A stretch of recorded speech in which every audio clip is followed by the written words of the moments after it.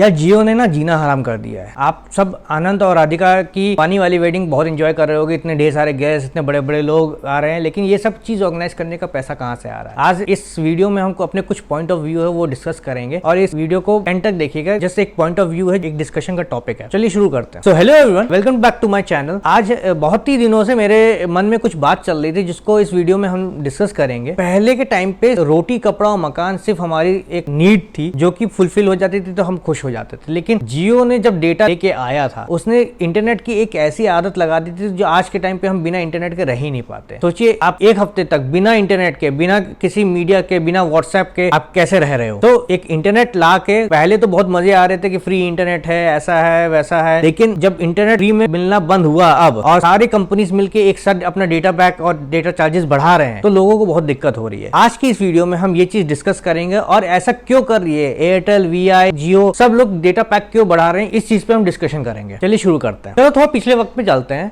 और बीएसएनएल मतलब भारत संचार निगम लिमिटेड के बारे में थोड़ा सा जानते हैं। सन 2000 में अक्टूबर महीने में बीएसएनएल का शुरुआत हुआ था जिसका सोल पर्पस था कि ये इंडिया को कनेक्टिविटी देगा और कोने कोने तक अपने नेटवर्क्स लेके जाएगा। उस time BSNL one of the most trusted और मोस्ट बिगेस्ट प्लेयर था टेलीकॉम इंडस्ट्री में। बाकी सारे छोटे छोटे ढेर सारी कंपनीज थी जो आई थी, लेकिन इनका मेन फोकस सिटीज में था क्योंकि मेन पैसे वहीं से बनते थे। लेकिन BSNL being a government entity, इनका कोर पर्पस था कि भाई पूरे इंडिया को कनेक्टिविटी प्रोवाइड करना। इन्होंने जिम्मेदारी ली थी कि जहां तक बंदा भी इजिली नहीं पहुंचता हमारी कनेक्शन वहां तक पहुंचाएंगे। अपने शुरुआती दिनों में बीएसएनएल बहुत ही प्रॉफिटेबल रहा। 2000 से 2008 तक एकदम एक भी साल इसमें इसने लॉस नहीं किया था और अप्रोक्सीमेटली 8 सालों में इन्होंने 46,000 करोड़ का प्रॉफिट बनाया था और सन 2005 में 10,000 करोड़ से ज्यादा का प्रॉफिट इन्होंने जनरेट किया था अकेले एक साल में। और इनका पूरा मार्केट कैप उस टाइम पे टेलीकॉम इंडस्ट्री का जो इंडिया में था 70% मार्केट कैप इनका हो गया था, जो कि लार्जेस्ट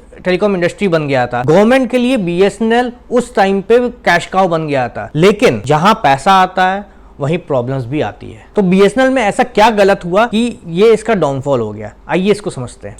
सबसे पहला ब्लो जो बीएसएनएल को पड़ा था वो सन 2007 में पड़ा था, जब उस टाइम के टेलीकॉम मिनिस्टर को सीबीआई ने बुलाया था। जब पूछताछ में पता चला कि और जब उन्होंने इन्वेस्टिगेशन किया तब पता चला कि 323 टावर्स, बीएसएनएल के टावर्स इन्होंने अपने पर्सनल प्राइवेट प्रॉपर्टी पे लगाए। जो बीएसएनएल के टावर्स का यूटिलाइजेशन ये लोग अपने सन टीवी नाम का एक मीडिया चैनल इनका था उसके प्रमोशन के लिए यूज कर रहे थे, जो एक तरह का एक स्कैम था। तो जब सीबीआई ने इन पे इन्वेस्टिगेशन किया तो इनको रिजाइन करने पड़ा। तो उसके बाद जो टेलीकॉम मिनिस्टर आए वो ए राजा थे। इनका उस टाइम पे बीएसएनएल तैयारी कर रहा था वाईमैक्स को एक्सपैंड करने में, उसमें इन्वेस्ट करने में, लेकिन इन्होंने भी 2G स्कैम कर दिया और इस पूरे स्कैम में 1,76,000 करोड़ राशि का स्कैम हुआ था। तो ये यहाँ से बीएसएनएल के डाउनफॉल की शुरुआत हुई थी। एक के बाद एक दो टेलीकॉम मिनिस्टर जो बीएसएनएल में आने के बाद स्कैम में फंस गया था, तो सीबीआई और गवर्नमेंट एजेंसीज ने इसके ऊपर थोड़ा ज्यादा स्ट्रिक्टनेस रख दी थी। स्ट्रिक्टनेस रखने पे जब फ्रॉम स्टार्टिंग टू एंड जब बीएसएनएल के पूरे पोर्टफोलियो को देखा गया तब पता चला कि छोटे से छोटा चीज जो टेंडर निकला है वो भी स्कैम से हो रहा है, उनके छोटे छोटे टेंडर्स में भी स्कैम हो रहे हैं। उसको स्ट्रिक्टनेस से देखने के लिए उनके छोटे से छोटे टेंडर्स इतने स्कैम्स होने के बाद जो छोटे छोटे टेंडर्स भी हो रहे थे वो गवर्नमेंट एजेंसी के रेडार पे आ गए थे और गवर्नमेंट एजेंसी से एनओसी लेनी पड़ती थी आगे प्रोसीड करने के लिए, जिसने जो प्रोसीडिंग्स थो बहुत लंबे समय तक डिले कर दिया था। बहुत जगह से परमिशन लेने के बाद, क्लियर चिट लेने के बाद परमिशंस जो प्रोसीडिंग्स थी इंप्लीमेंट की जाती थी। इसके कारण से जो प्रोसेस था बहुत स्लो हो गया था। लेकिन इसी दौरान जो प्राइवेट कंपनीज थी वो अपना मार्केट एक्सपैंड करने में, अपना एरिया एक्सपैंड करने में लगी हुई थी। यहीं से बीएसएनएल और बाकी प्राइवेट कंपनीज के बीच में जो मार्केट कैप्चर का सीन था वो स्टार्ट हो गया था। यहाँ बीएसएनएल डाउन होने लग गया था, उनकी प्रोसीडिंग स्लो होने लग गई थी और प्राइवेट कंपनीज बीइंग प्राइवेट और उनके फास्ट इंप्लीमेंटेशन के कारण मार्केट एक्सपैंड करने लग गई थी। इसके साथ एक बड़ा इशू ये भी था, बीएसएनएल जैसे कि गवर्नमेंट एजेंसी थी, उनके एम्प्लॉइज भी अपने ही चौड़ में रहते थे। जो प्राइवेट कंपनी के थे उनको एक फोन कर वो आते थे आपके घर पे सारी चीज इंप्लीमेंट करके चले जाएंगे। यहाँ पे बीएसएनएल में अगर हमको कुछ कनेक्शन लेना हो उनके यहाँ जाओ, लाइन लगाओ, बाद में फिर वो 50 फॉर्म भरवाते थे, फिर वो 7 दिन चक्कर, 7 दिन 8 दिन 10 दिन चक्कर लगवाते थे। उसके बाद शायद से हमारा कनेक्शन लगता था, जब लगता था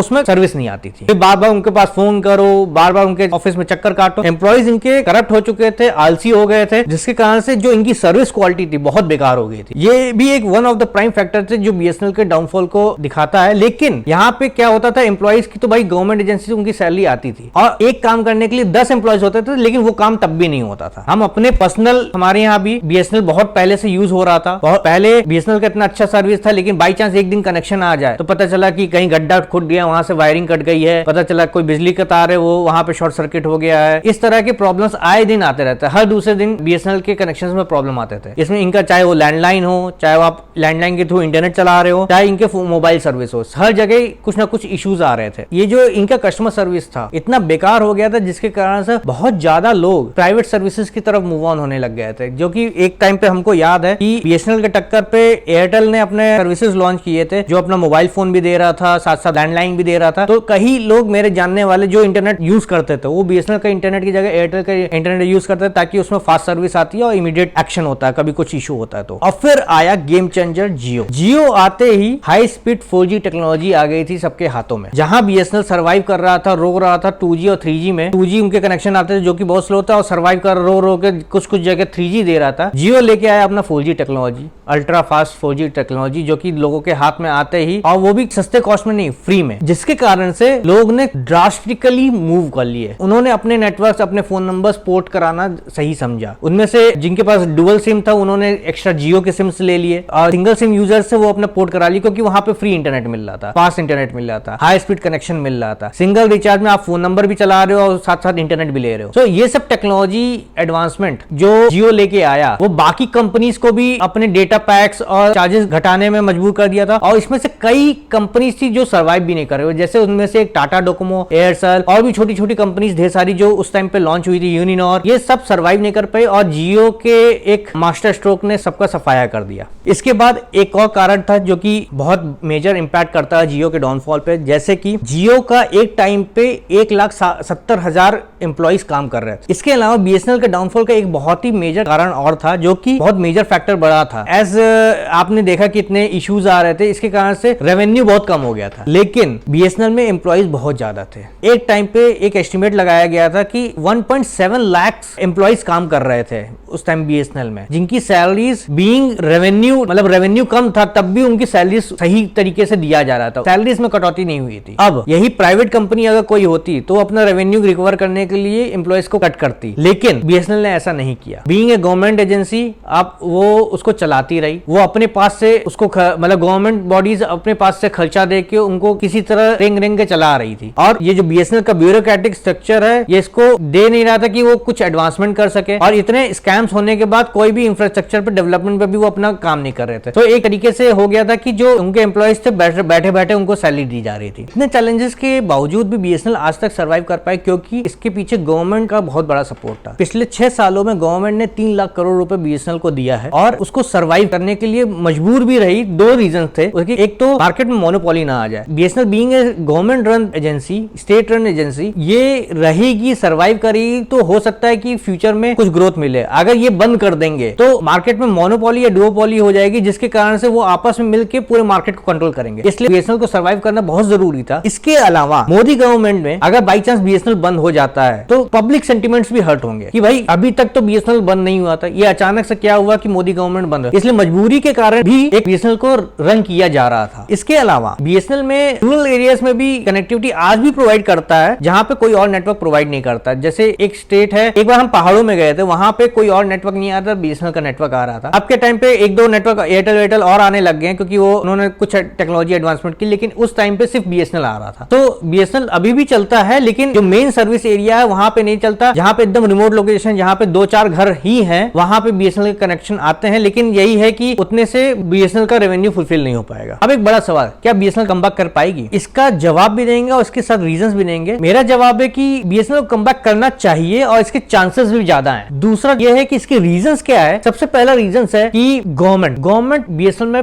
पैसा पंप कर रही है, इसको चलाने की कोशिश कर रही है, मार्केट से मोनोपोली हटाने की कोशिश कर रही है। इस समय मार्केट में जियो का मोनोपोली है, और साथ ही साथ एयरटेल और वोडाफोन और आइडिया, वीआई का मोनोपोली, ये तीनों मिलके मेजर मार्केट ऑक्यूपाई कर रखा है। अगर लेट्स से ये तीनों कंपनी ने डिसाइड कर लिया, इनके सीईओ जाके एक कमरे में बैठ के डिसाइड कर लिया कि हाँ सब लोग एक साथ प्राइस हाइक करो, तो हम लोग कुछ नहीं कर पाएंगे। इसलिए मोनोपोली खत्म करना बहुत जरूरी है। सेकंड है कि भाई अगर इनमें से कोई कंपनी करप्ट निकली तो पूरा इंफ्रास्ट्रक्चर इंडिया का हिल जाएगा, इसलिए मोनोपोली करना, एक गवर्नमेंट बॉडी होना बहुत जरूरी है। तीसरा, बीएसएनएल को रिवाइव करने के लिए गवर्नमेंट ने एक मास्टर स्ट्रोक खेला है। लोग बीएसएनएल पर ट्रस्ट नहीं करते क्योंकि इतना इंफ्रास्ट्रक्चर और इतना इश्यूज हुए, माइट भी गवर्नमेंट को भी ट्रस्ट ना करें, लेकिन इस समय के सबसे इंडिया के वन ऑफ द सबसे मोस्ट ट्रस्टेड ब्रांड को ट्रस्ट करेंगे, Ratan Tata and Tata company, Tata group. तो जो टेंडर गया है बीएसएनएल का वो टीसीएस के पास गया है, टाटा कंसल्टिंग सर्विसेज। इन्होंने ऐसी स्ट्रेटेजी प्लान की है कि जो एग्जिस्टिंग इंफ्रास्ट्रक्चर है उसी में मिनिमल हार्डवेयर चेंज करके, थोड़ा सा सॉफ्टवेयर पे चेंज करके हम 4G टेक्नोलॉजी 2024 तक लॉन्च कर लेंगे बीएसएनएल में और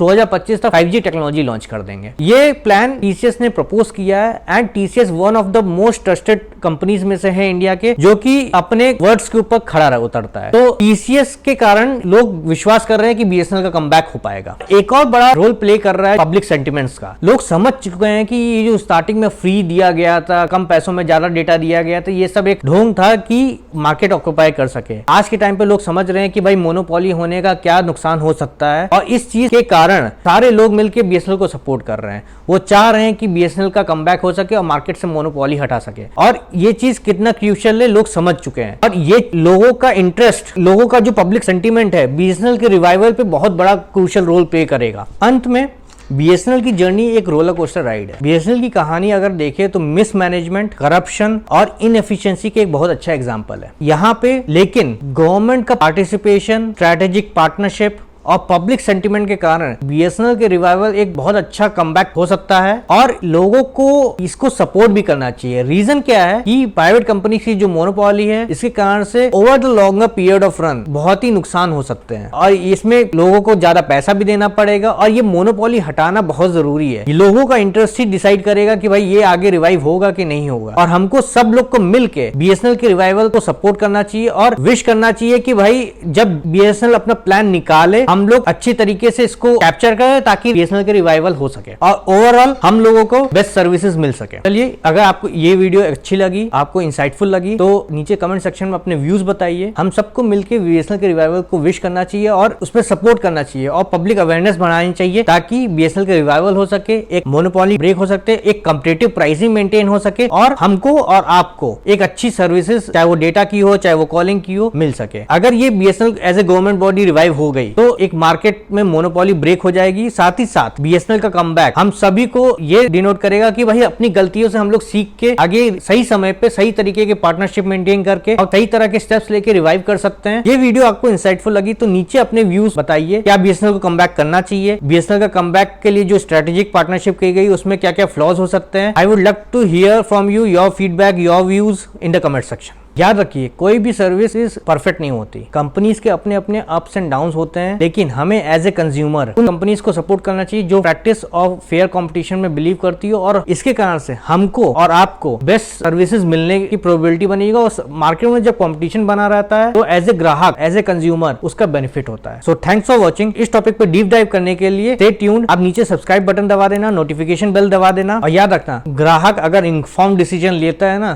तो दुनिया बदल सकता है।